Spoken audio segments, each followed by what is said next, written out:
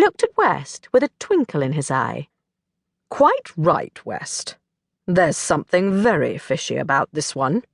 You had better ask the coroner's officer to inform the CID. Further examination showed that a fierce attempt had been made to strangle the woman.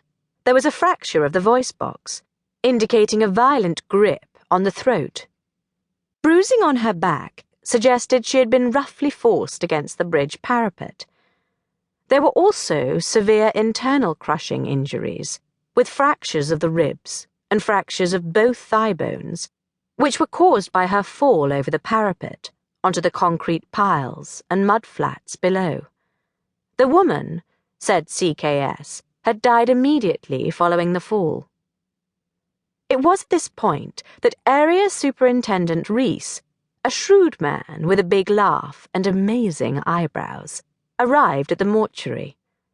After he had discussed the case with Dr. Simpson, he hurried off to start investigations, and we went back to Guy's and prepared a report for the CID. Then, for 4 days, we heard no more about the matter.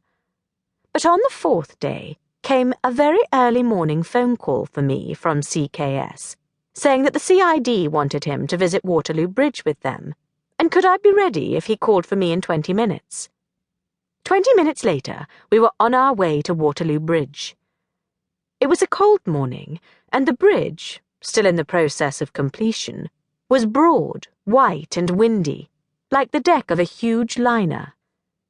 A party of detectives, all very burly in thick overcoats, escorted us along the bridge to the spot where the murder had taken place. We all craned over the parapet to stare down at the place, some 30 feet below, where the body was found. Knowing that CKS didn't like heights, and fearing to see him plunging in the wake of the unhappy murder victim, I caught hold of the hem of his coat and hung on tightly. While we stared, somewhat dizzily, down at the mud, Dr. Reese confided that the woman had been identified as one Peggy Richards, a prostitute from Deptford, and that the police believed she had been murdered by a Canadian soldier. "We haven't arrested him yet, but we've got him taped," explained Mr. Reese. There was some more discussion of technical aspects of the lady's fall from the parapet, and then we all walked back across the bridge, admiring the view in general and commenting on the beauty of the Thames and the fairness of the morning.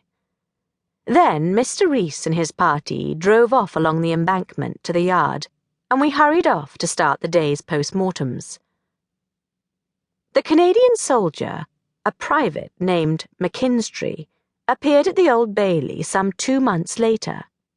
He was a stocky, bespectacled, balding man who stood stolidly in the dock listening to the case put forward by the prosecution.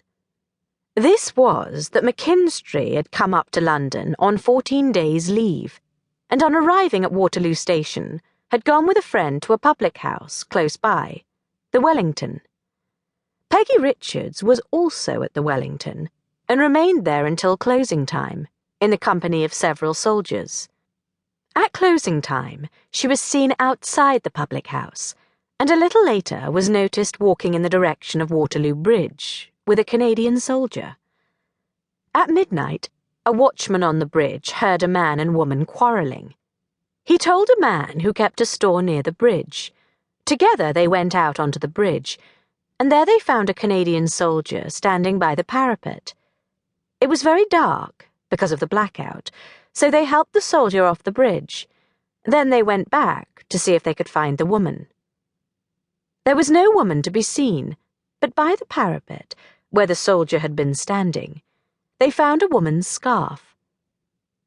Between 12:30 and 1 a.m., McKinstry was in Waterloo Station, asking for a chit to sleep at the YMCA. He was noticed by a policeman to be in possession of a woman's handbag, containing the identity card of Peggy Richards. McKinstry explained he had been drinking with a woman all evening, and when they came out of the public house at closing time, she hit him on the head with her handbag, and he caught hold of it, and then she ran off, leaving him with it. Next day, McKinstry went to